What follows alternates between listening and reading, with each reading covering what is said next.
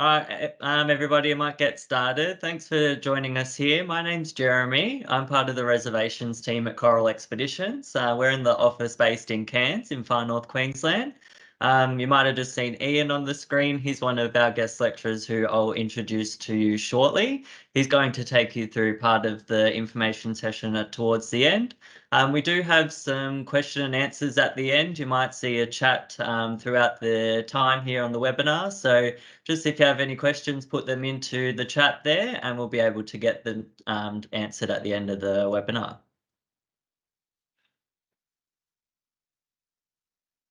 So today's focus is taking you on a journey with Coral Expeditions to give you an insight of the Kimberley, the vast and rugged coastline, which has been shaped by powerful forces of nature. The Kimberley is steeped into ancient cultures and is one of the most beautiful and remote wilderness areas in the world.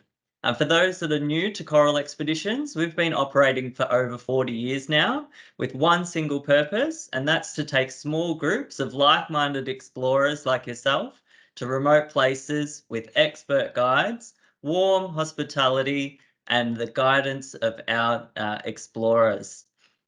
We began the Kimberley journey today, and I'm going to give you a sneak peek of what you can expect of one of our expeditions in the remote wilderness of the Kimberley region. Enjoy.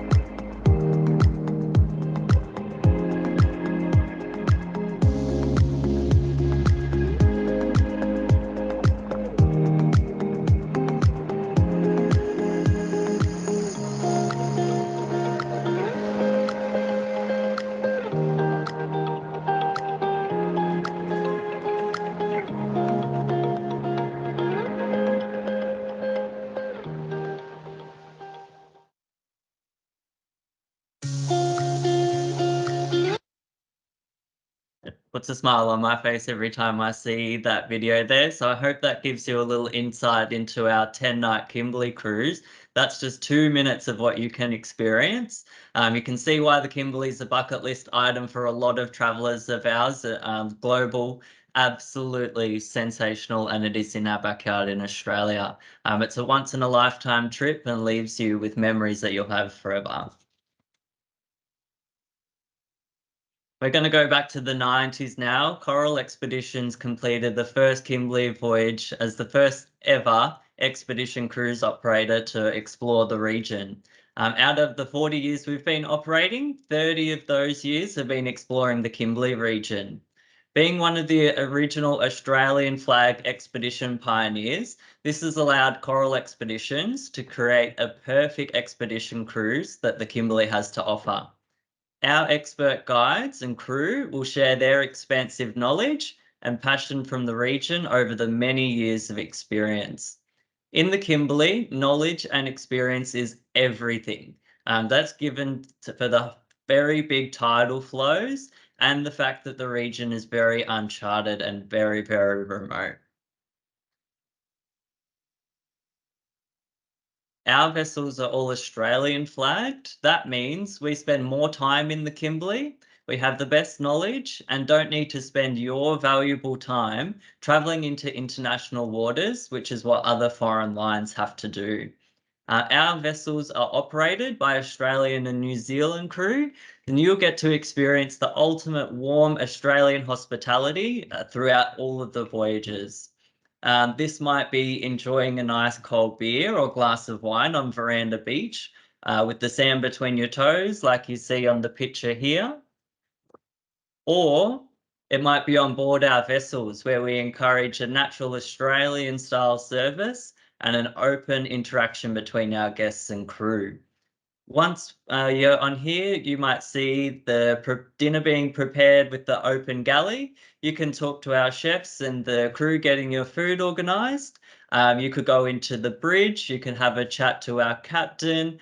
You can chart the course. You can have a look through all the very high windows up there. Or you can just sit back and relax with the company of our experienced guest lecturers and other like-minded travellers that are going to be joining you. This is a true expedition style trip. Coral Expeditions have 3 Australian flag expedition ships. They're designed for the Kimberley region. They feature wraparound decks, private balconies on some of the stateroom styles, and outdoor dining so you can enjoy the absolutely amazing Kimberley sunsets. The shallow draft and high movability of our purpose-designed expedition ships let you get closer to the coastline and explore those adventures in the sheltered bays and hidden inlets that are inaccessible to larger ship and other companies. We're going to start with Coral Discoverer. So Coral Discoverer is a yacht-like vessel. She has 36 staterooms and a maximum of 72 passengers. Coral Discoverer is approximately 15 years old now and has undergone a refurbishment just December being. Coral Discoverer is loved by all our loyal regulars for the intimate feel and smaller passenger numbers. She focuses in the Kimberley region and also our domestic Australian itineraries. That includes Cape York and Arnhem Land up the top of the Northern Territory and Queensland, the Great Barrier Reef, and Tasmania when the weather is right. Next in line, we have the Coral Adventurer. So Coral Adventurer was launched in 2019, so still very new to our fleet. She's a bit bigger. She has 60 staterooms and carries 120 maximum passengers. We have a very familiar design across all 3 of our ships. So once you've been on one, you'll understand the layout of all 3. They are purely built for expedition. On Coral Adventurer, there are 2 extremely large 55 square meter suites on board and a range of lovely indoor and outdoor dining seats for you to take in all those fantastic views. Outside of the Kimberley season, Coral Adventurer will go to Papua New Guinea, Japan, the Philippines, and then other locations within Australia when we can do so. And our newest build, Coral Geographer. So she was built in 2021, so extremely new to our fleet. Obviously the newest there. She has 60 staterooms as well with 120 maximum passengers. So she is actually designed off Coral Adventurer. We had a bit of feedback in relation to those lavish suites, so we decided to put 6 smaller suites on the bridge deck, and then the rest of the rooms remain the same between the Adventurer and the Geographer. So as I said, you get that feel of the 2 ships. They're very, very similar in layout. When Coral Geographer is not in the Kimberley, we've taken her across the Indian Ocean, other parts of Australia, New Zealand, and our even new sub-Antarctic release. We have all of our rooms are outward facing, so you'll have either a window or a balcony to take in all those sensational views of where we're traveling. These are purpose built for subtropic climate. So we're a tropical expedition style, and they have the outdoor alfresco areas where you can enjoy your food and all the views as well. All room types are twin share based. However, we do have the option for sole travelers as well. You're welcome to talk to us in the reservation team about that.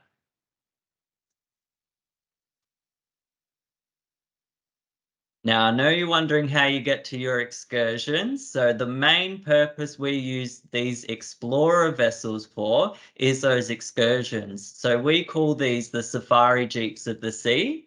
These are absolutely purpose built and have the hydraulically lowered system so you can easily get to the water and access your excursions from the ship. So these are have seats all on board and they're undercover as well. On the Coral Discoverer, everybody can fit onto the one Explorer, so you're all together at once. On the two bigger ships, the Coral Adventurer and the Geographer, they have two Explorer vessels. You'll break up into about 60 passengers per Explorer.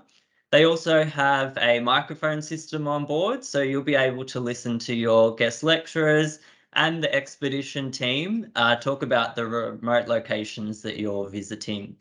They do have an emergency toilet on board as well, but the explorers are extremely comfortable. You walk on from the main vessel, it hydraulically lowers you to the water, and then you're off and on your excursions. No waiting, no having to wait around for other people. You're just on board, ready to go for your excursions for the day. We also have our Zodiacs on board. All three ships have the Zodiacs as well. We use these mainly in the Kimberley region. We do use the Explorer vessels as much as possible, and that's for basically all of our excursions. However, these inflatable Zodiacs provide another exciting and flexible option for the shore excursions. This is really good for navigating those narrow inlets and waterways. They're a really, really great way to get up and close and personal to nature as well. We will use these zodiacs when possible.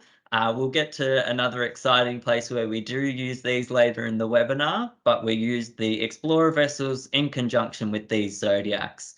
You might be able to see in the photo that the zodiacs are quite new as well, where they have that feature of a seat in the middle. You don't necessarily have to sit on the sides of the rubber zodiacs where other companies will have you do so.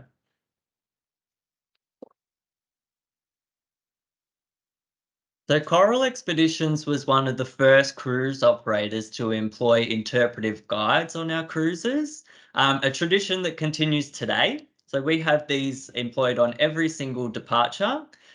Each trip includes a mix of all full-time guest lecturers who will join the expedition leaders, and they will be with you throughout the whole voyage. The guest lecturers and the expedition leaders have specific local knowledge. They immerse with our guests in the unique wildlife of the low environments. And we also have all of our expedition team leaders with you at all times as well. Just they're very friendly, very approachable. As I said, they're with you the entire journey at the voyage, so you can ask them all the questions and they'll be able to talk you through the locations of where we're cruising.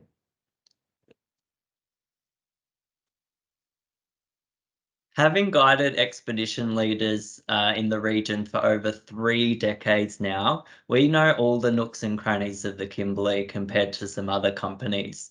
Our expedition team provide local expertise with a strong understanding of the landscapes, the flora, the fauna, and of course the indigenous cultures of the region. Our passionate expedition leaders are on board and take our guests on every excursion. We don't have the handover of land-based tour companies like other companies might do. We have our expedition leaders with you at all times. We focus on having generally 2 shore excursions daily where possible.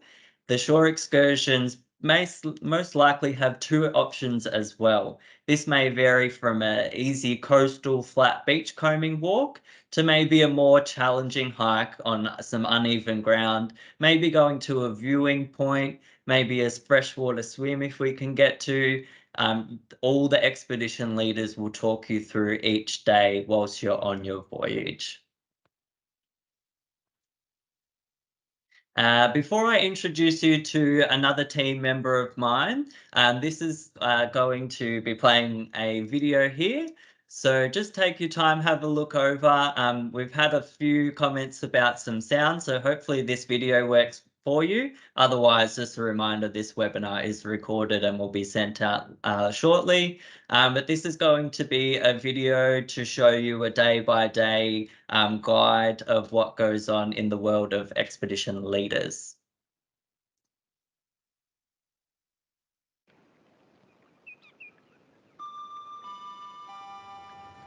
Good afternoon, ladies and gentlemen. This is Jamie, your expedition leader, giving you the final call. You'll need hat, sunscreen, water, as it will be warm. Optional footwear, folks. Thank you.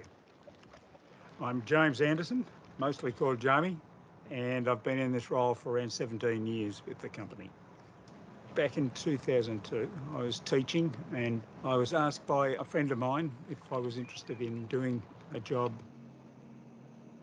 I was fed up with teaching, and so I said, I'll give it a go. He put me on the Kimberley run for the first time. People travelling the Kimberley will see a massive diversification of not only animals and plants, but also the rock systems. Geology is huge in the Kimberley due to its age. It is the most remote wilderness area left in Australia, really. And luckily, it's still like that. It's not overrun yet. More and more vessels are coming in, but at the same time, when it comes down to it, there's still plenty of places you can go without seeing anybody. The remoteness makes it one of the most magnificent trips around. You can't get bored anywhere that we go. Everything's new. The weather changes, the light changes. You've also got the marine side of things. These are with the whales and dolphin. Also going up into river systems that nobody else goes into. It is the most unique reef in the world. It comes out of water, exposes itself twice a day, and it depends on the tidal level as to how much of the reef is exposed. So what we've seen on our cruise this particular trip has been just extraordinary. The indigenous populations, there are three different groups that we go through. We go through the Wunnable Gambera people, we go through the Warra country, and we go through the Bardi country. They departed basically in 1942, and so we're lucky to go through those particular different areas, and it's nice if we can see them along the way.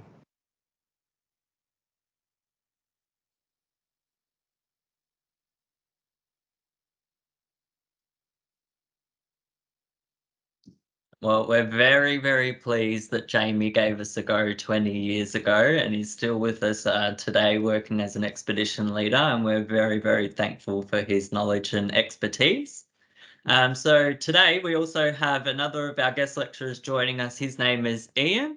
So we're going to go through the day-by-day itinerary, giving you just an insight as to what you can experience on our expeditions in the Kimberley region. And I'd like Ian to introduce himself. Good morning, everybody, and thanks a lot for joining us. I started with coral expeditions at the end of 2021 and am now thoroughly hooked. I was lucky enough to go to the Kimberley 5 times with the company last year.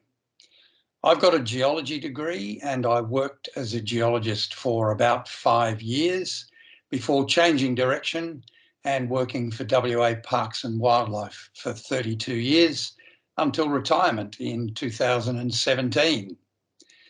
As a geologist, of course, places like King George Falls, if we can have the next slide,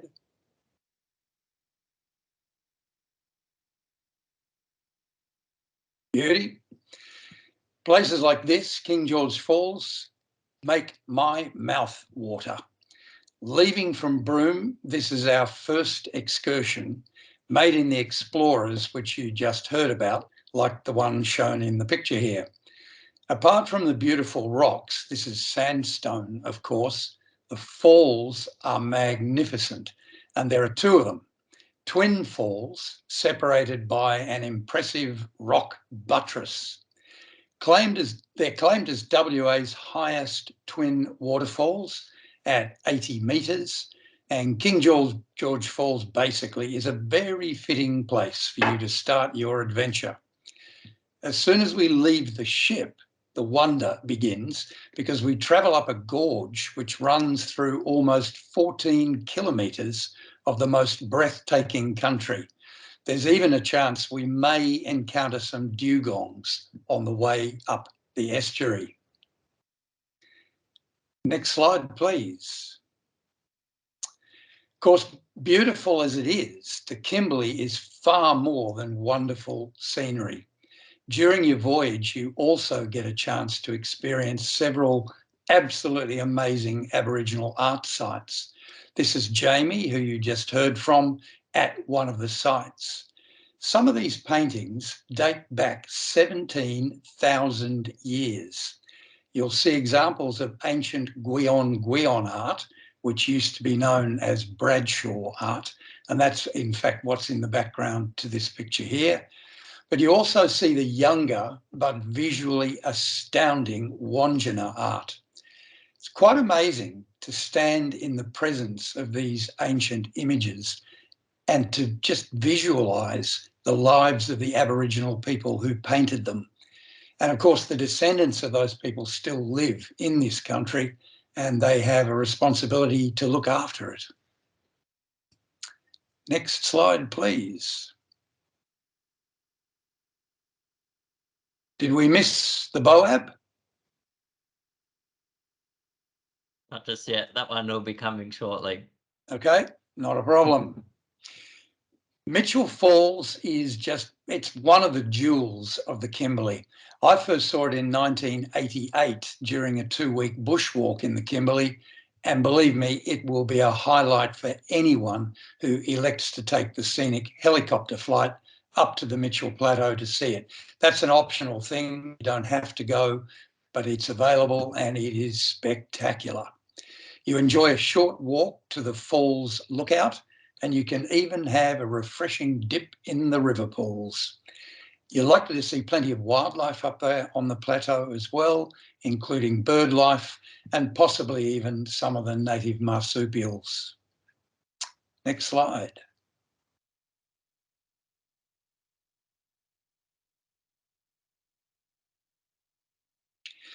This is a place with real atmosphere. The Explorer takes you into the mangrove-lined creek channel. It's got exposed mud banks. If I was a saltwater crocodile, I'd choose to live in Porosus Creek. In fact, the scientific name of that well-known reptile is Crocodylus porosus, and of course, hence the name of the creek. And you are highly likely to see crocs here. But that's not all. There's a wide range of mangrove species, all of which provide habitat for animals, including bats, and of course, myriad species of birds as well. We often get the Explorer driver to cut the engine while we're here so we can hear the ringing sounds of those bird calls among the mangroves which line the creek channels.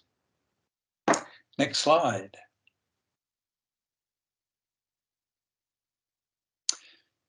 I probably don't have to say too much about this location. The picture basically says it all. King Cascade is simply beautiful. After the rains, the water flows down the rock steps you can see here, and it creates this absolutely magnificent scene. If the conditions allow, this is one of the best locations for what we call a Kimberley shower. Works like this. The Explorer driver noses up to the base of the falls, as shown here. Then we lower the ramp at the bow of the vessel, and you simply walk out under the fall for a shower in the cleanest, most refreshing water you will find anywhere. These falls are accessed via the Prince Regent River, which follows a dead straight fracture in the sandstone, which is 40 kilometres long.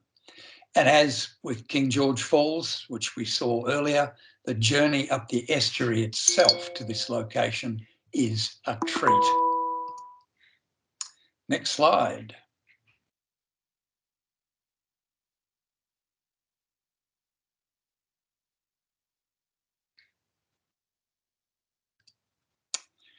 This is a truly significant site in the early history of Australia.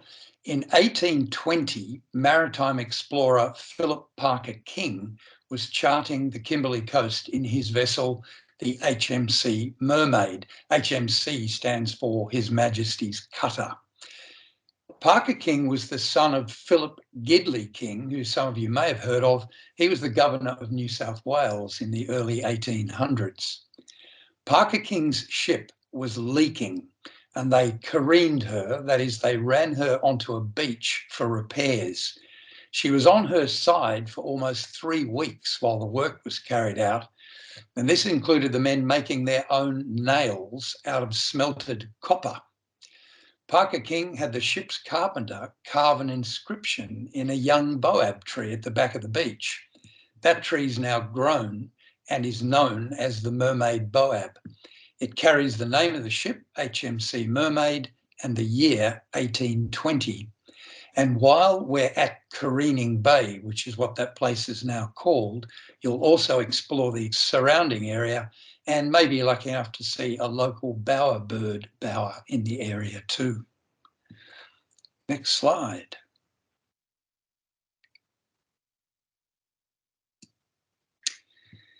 Whether or not you've heard of Montgomery Reef, it will be etched into your mind after you've experienced it. Picture this. You leave the ship in one of the explorers and head out into the ocean, and there's nothing there. Yet the explorer driver stops and waits. Then you notice the surface of the water looks different, and when you look more carefully, you can see something just below the surface.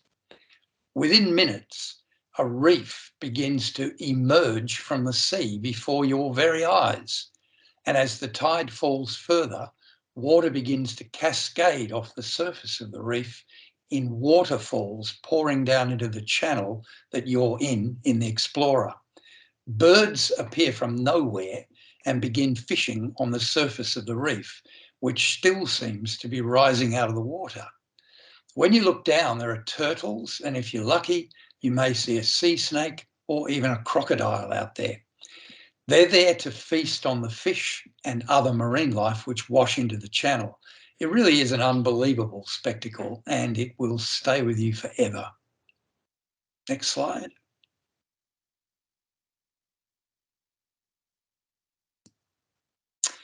I guess you can all tell which this is. It's a true highlight of the Kimberley cruise, and I've never heard anybody express disappointment after this adventure. As you can see, for the horizontal falls, we take to the inflatable Zodiacs, as they're the best way to ride the rapids. And the rapids are through a gap in the sandstone, and that narrow gap is what forms the falls. You'll be fully briefed by our onboard experts, and of course fitted with a life jacket. Then it's into the Zodiac, where you hold on tight to the ropes either side of you, and your driver heads for the falls. Once you're there, it's brace yourself and you're off. You head up the torrent of water flowing through the gap, and under the Zodiac, you can actually feel the strength of the current as it surges beneath you. After a quick look at the fascinating basin into which you've emerged, and a moment to catch your breath, of course, it's a race back down the falls, which is a different but no less thrilling ride. If there's time, you get to do it all again. It truly is an exhilarating experience and something you'll never forget. I only have one issue with the morning or the afternoon when we go to the horizontal falls, and that is the geology here is absolutely fascinating, but nobody could care less. They're all having too much fun to bother about hearing about it. Next slide.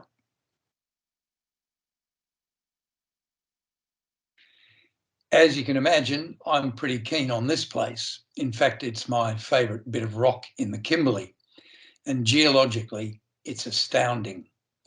Deposited around 1.8 billion years ago as sand in a river delta, these rocks are so old they don't have fossils in them, because when they were laid down, there were hardly any living things on Earth. The layers in this rock outcrop, or beds as we geologists call them, started off being horizontal. The rocks were buried deep below the surface, where they were heated and pressurised, making them bend like warm toffee into fantastic folds, one of which you can see here in the picture. There's a small beach just to the right of this photo where we have a bit of an explore, and then on the other side of the beach is another spectacular exposure of folded rock. It's a great sight. Next slide. I'm starting to run out of superlatives here. The Lassipede Islands are fascinating in their own right. They're limestone and sand islands rising a few metres above sea level, but honestly, they're a bird watcher's paradise. Even before you reach the islands, brown boobies fly out to the explorer to give you the once-over. These birds are inquisitive and also unafraid. One actually landed on a guest's hat. Flying above them are the larger frigate birds. Obviously built for speed, these birds are called kleptoparasites. They use their size and their amazing manoeuvrability to harass smaller birds and frighten them into dropping their catch. And then they snatch that catch out of the air by just swooping down below the bird that they've frightened. May not seem very fair, but I suppose it's a living. There's a sheltered bay created by a sand spit here, and in the clear waters, you are likely to see hundreds of baby green turtles. Depending on the season, you can also see nesting birds on the islands, and that's both migratory waders and the residents. And there are also often turtle tracks made by nesting females labouring up the beach. You want to bring your camera for this one, as the birds are everywhere and they're so close. It really is very easy to get fantastic shots. Next slide. I've mentioned some of the amazing wildlife you get to see on the Kimberley coast, but there's much more. The Kimberley is a tropical savanna punctuated by gorges, flat-top mesas, swamps and rainforests, and to the south of the Kimberley there's even desert sand dunes. To date, scientists have identified 76 species of native mammal, and globally that's just remarkable. There are also 295 bird species, 178 types of reptiles, even 42 named frogs, and plants are so diverse there's over 2,000 of them. You'll see plenty of flora and fauna on this cruise. I've already talked about the estuarine crocodile and the huge variety of bird species. Birds you're very likely to see include white-bellied sea eagles, Brahminy kites, ospreys, and they build huge stick nests along the coast, so we see heaps of those. Rainbow bee-eaters, like the one shown here in the bottom left picture. There's beach stone curlews, oyster catchers, reef egrets, and if we're lucky, maybe even a brolga. There's also, of course, in season, migrating humpback whales on their way up to Carve further north, as well as dolphins and dugongs. You're very likely to see marsupials like rock wallabies, including the western short-eared rock wallaby and the world's smallest rock wallaby and possible contender for the cutest Australian animal of all, called the monjon. We occasionally see dingoes and black flying foxes. And reptiles we regularly see include turtles, obviously, we talked about those, but also there's magnificent water monitors throughout the Kimberley as well.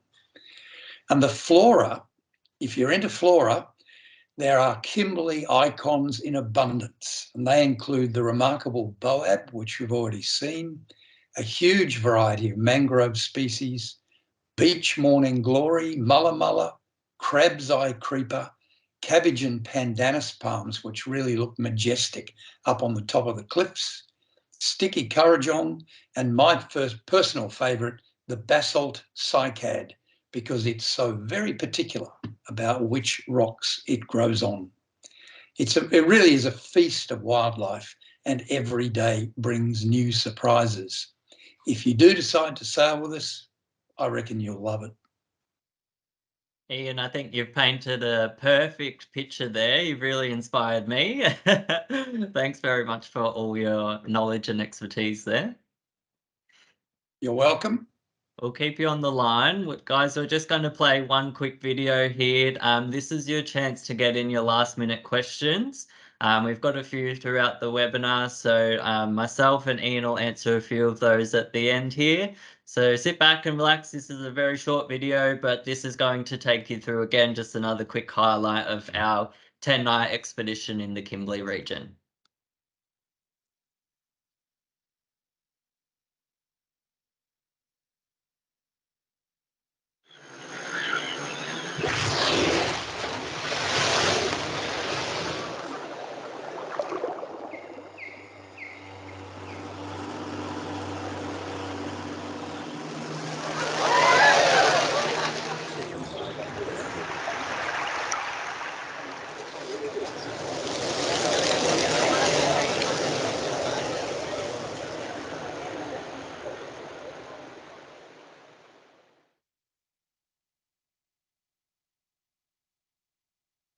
So for our Kimberley season, we run between April through till September every year. Now, this is because of the pristine time of year and location for the Kimberley, and the weather just creates that perfect sailing experience. But Ian, I might get you to give us a guide just roughly on the different seasons throughout the Kimberley when we're going there, as opposed to maybe when we might see some waterfalls or when we might see some different types of wildlife? Sure. Look, the bottom line is, in my experience anyway, there isn't a bad time to be in the Kimberley as long as it's the dry season, and we only cruise during the dry season. Obviously, at the beginning of the year, when we kick off with first cruises in April or even very late March on occasions, it's the tail end of the wet season. And so you get maximum water in the falls at that time. They are spectacular. But as you've seen from some of the pictures, even when they haven't got so much water in them, the area of those falls is pretty amazing anyway. The other thing you can get, if you're lucky, is right at the beginning of the season, and I was lucky last year, I got it both times, I got a Kimberley storm on my first cruise and on my last cruise for the year. And honestly, they're worth seeing. So, beginning and end of the season are both great for that. But then during the season, the wildlife changes. So, for example, between May and the end of the season, you can see those humpback whales coming up the coast. The migratory waders tend to come down when it's colder in the north, so they come in the middle of the season. But basically, it's just it's a revolving delight of flora and fauna as things arrive there or flower there in the case of flora. So when people ask me when's the best season to go, I say whenever you can go, it's going to be a good season, basically. Fantastic. And now we had a bit of interest in the Lassipedes as well. Do you think there's again, different part of the season for the birds and wildlife there, or is that mainly throughout the season that we travel? Look, to my knowledge, and I've only been to the Lassipedes a couple of times, the resident birds will always be there in abundance. It's only a question of whether they're nesting, and it's going to be in our spring when they're nesting largely. The migratory waders as I said, the migratory birds will come down during the northern winter, so at the height of our summer. I'm not a huge bird person myself, and so I probably can't give you a lot more detail, but the half day we spend at the Lassipedes, it's a riot with the brown boobies, which just they're beautiful birds, blue beaks, blue feet. They look magnificent, but they don't look very bright to me. And because they're unafraid and they come up to the boat, basically at times you feel like you could reach out and touch one of them. And maybe, in fact, you could, I don't know. But they're, in my experience, whenever we go to Lassipedes, we're going to get an enormous number of birds. Yeah, very good. Now, I've had a bit of an experience in Tasmania with the likes of what we call a wet landing. Now, this is when we use the Explorer and it takes you to maybe a beach or a little island of the sort, and you do get your feet wet when walking from the Explorer onto the actual beach. Do we sort of experience that a little bit in the Kimberley when we're pulling up to shore on some of those remote locations as well? Absolutely. You're always told in advance. Your expedition leader, when announcing the excursion, will always tell you whether it's a wet or a dry landing. And all that a wet landing means is you set out in your wet landing shoes. So if you've got Crocs or reef shoes or whatever, you can wear those so that when you hop out of the Explorer, and you can be in sort of ankle deep water, sometimes knee deep water, depends basically on the slope of the beach shelf at the time. If it's a gradually sloping beach, then the Explorer can't necessarily get right onto the dry sand. So you hop off the ramp at the front in your wet landing shoes, but you're very welcome to take your walking shoes with you, leave your wet landing shoes on the beach, and get those when we come back from wherever we're headed out.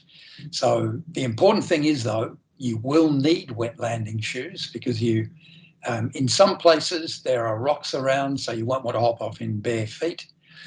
Put your wet landing shoes on, change on the beach into your walking shoes, and then get your wet landing shoes back on again before we hop back on the Explorer. Perfect. That sounds excellent. There's a few things I can answer here. Now, a few of you have been asking about the optional excursions that Coral Expeditions has. We are very highly inclusive in our cruise fares. However, there is one optional excursion on this expedition, and that is the helicopter flight over Mitchell Falls. So that you do have a nice presentation on board, and this is bookable and payable on board. So for the journey, it will be about $700 per person. And as I said, you go through a really nice presentation on the area and learn everything about the guide that you're going to be doing, and then you can make the decision from there. Again, if you want to talk to us in the reservations team or maybe a travel consultant about this, we're absolutely happy to run through it with you. But yeah, it's one additional tour that we have, and it's about 700 Australian dollars payable on board. Another question we have had is just about COVID relations and what's going on in that world as well. We do have guests and crew undertake rapid antigen tests before the departure. This information's on our website under the Before You Travel section. So you might be able to have a read through that and our Sail Safe plan. But basically, we have a rapid antigen test a day before the trip starts, and then upon check-in as well. You can talk to us in the reservations team about other COVID protocols as well. So as a thank you for watching this webinar, we do have a promotion running for our 2023 Kimberley season. So hopefully this is going to put onto the next slide for you. We have a promotion running for the 2023 season for brand new bookings. So we do have a $500 per person discount. You can see all of our fares and availability on our website, coralexpeditions.com. You can call us on the reservations number that's on the screen. That's 1-800-079-545. Likewise, you can also email us as well. The email address is on the screen as well. The word explore@coralexpeditions.com. Or you can also go to your local travel agent who can access the same promotion. We also have on there a complimentary deposit protection plan.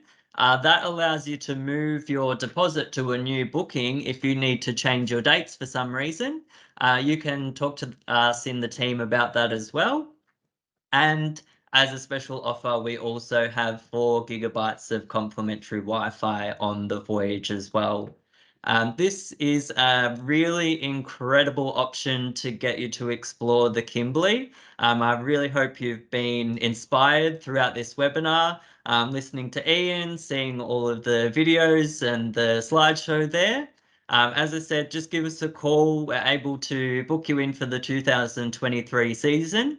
If that's a bit too short notice, we do have our 2024 availability as well. You can see that online as well, or by giving us a call. We're always open throughout the week and happy to answer all of your questions that you may come across. I did mention this before, but the webinar is being recorded. So if you do have any other questions, or you might have friends or family interested in joining us, this will be sent out to you very shortly as well. And we do have another webinar scheduled in. That'll be on the 14th of March, and that's going to be around about 2:30 p.m. Queensland time. Thanks so much for everybody to joining us. This has been really, really great. And Ian, again, thank you so much for your time and painting that perfect picture of the Kimberley voyage. You're very welcome. All right, everybody, have a great rest of the day. And if you have any questions, feel free to give us a call in the Cairns office. Thanks all.